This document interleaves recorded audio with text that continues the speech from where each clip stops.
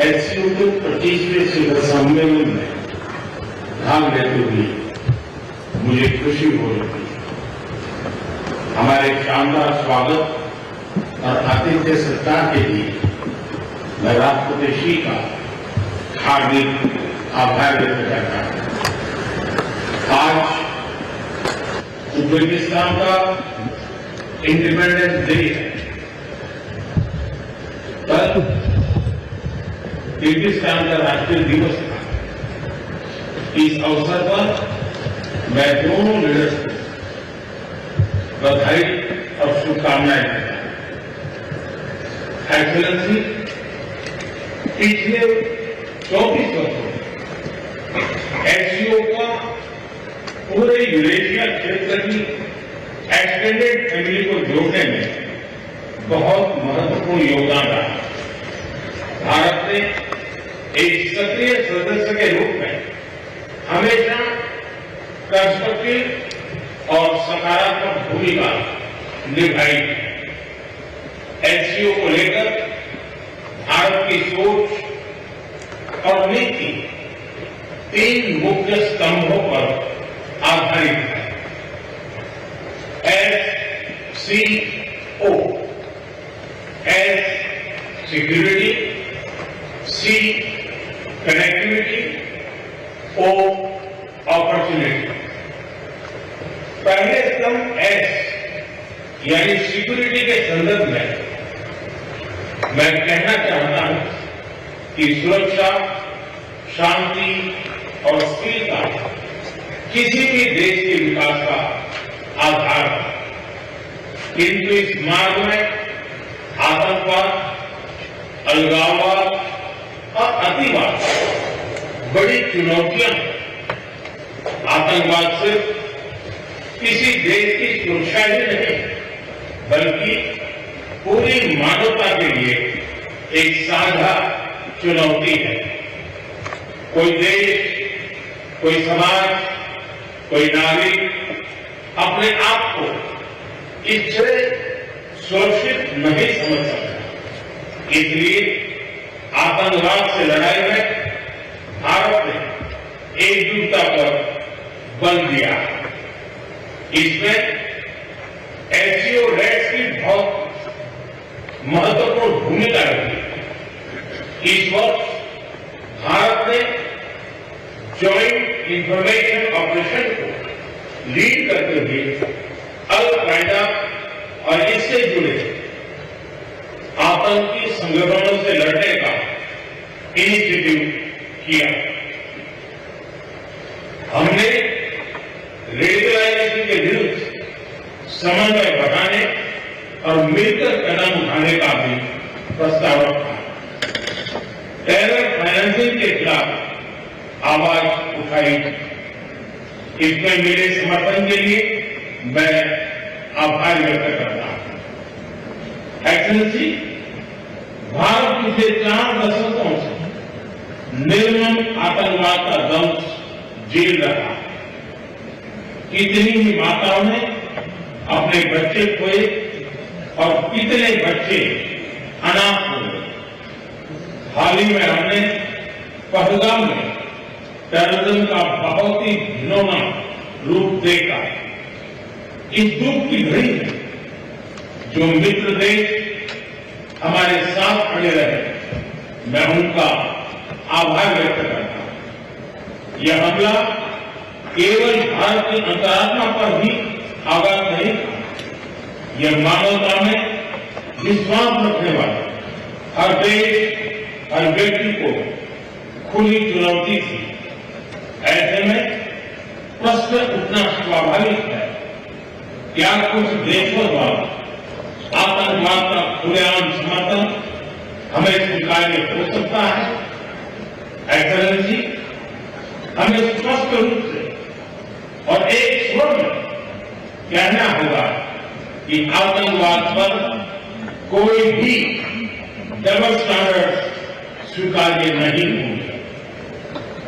हमें मिलकर आतंकवाद का हर रंग में, हर रूप में विरोध करना होगा।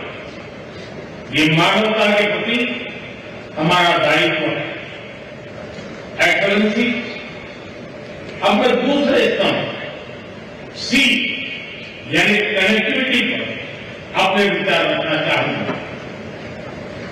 भारत का हमेशा से मत रहा है कि मजबूत कनेक्टिविटी से केवल व्यापार ही नहीं बल्कि विश्वास और विकास के द्वार भी खुलते हैं।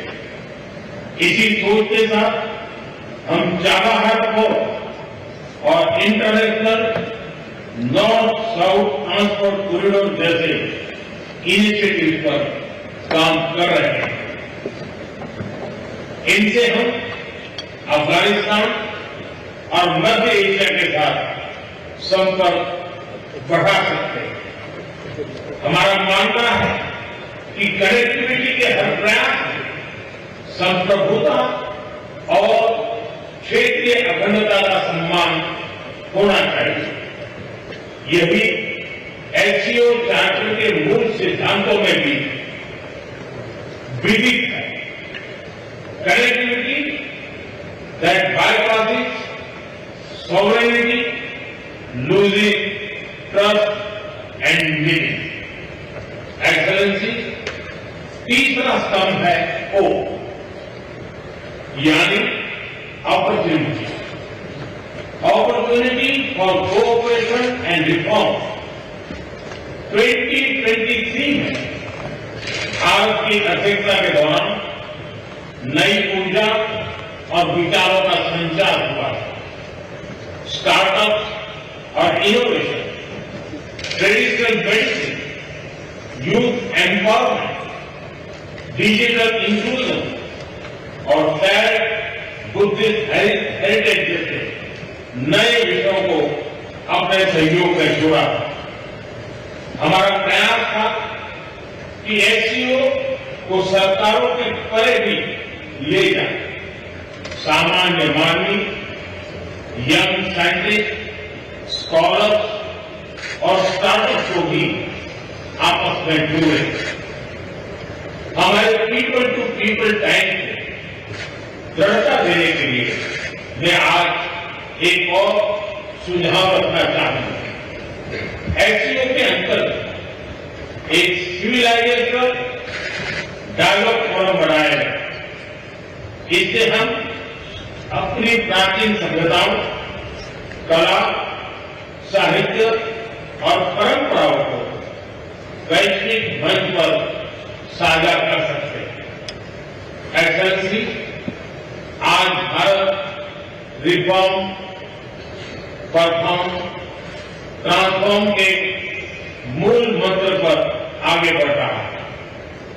कोविड हो या वैश्विक आर्थिक अस्थिरता, हमने हर चुनौती को अवसर में बदलने का प्रयास किया। हम लगातार वाइड रेंजिंग रिफॉर्म पर काम कर रहे हैं। इस देश में विकास के साथ साथ अंतर्राष्ट्रीय सहयोग के लिए भी नए अवसर खुल रहे हैं। मैं आप सभी को भारत की विकास यात्रा से जुड़ने के लिए आमंत्रित करता हूं। एक्सेलेंसी, यह खुशी की बात है कि एससीओ भी समय के अनुरूप इवॉल्व हो रहा है।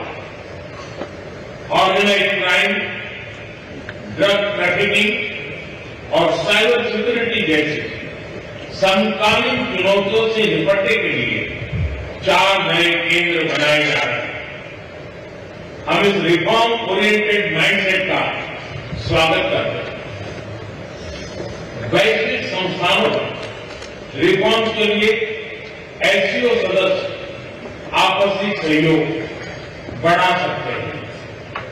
संयुक्त राष्ट्र की 80वीं वर्षगांठ के अवसर पर हम एकमत होकर यूएन रिफॉर्म का आह्वान कर सकते हैं। ग्लोबल साउथ की आकांक्षाओं को आउटडेटेड फ्रेमवर्क में कैद रखना भावी पीढ़ियों के प्रति घोर अन्याय है। नई पीढ़ी के बहुरंगी सपनों को हम पुराने जमाने की ब्लैक एंड व्हाइट स्क्रीन पर नहीं दिखा सकते, स्क्रीन बदलने की होगी।